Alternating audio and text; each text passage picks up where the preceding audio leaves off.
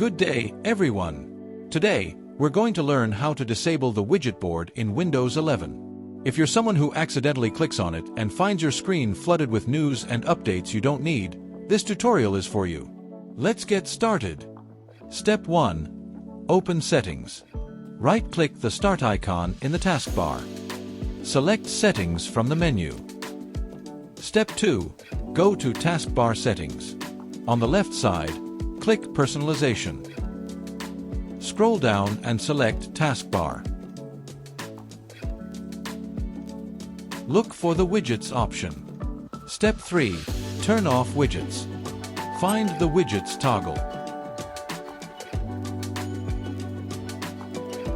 Switch it off to remove the widget from your taskbar.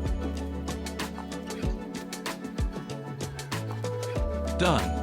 Party Popper, the widget board, will no longer pop up when you hover over it.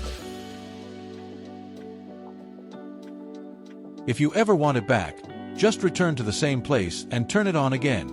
Do you like widgets or not? Let me know in the comments. If this tutorial helped, hit that like and subscribe for more Windows tips. See you in the next one. Have a wonderful day.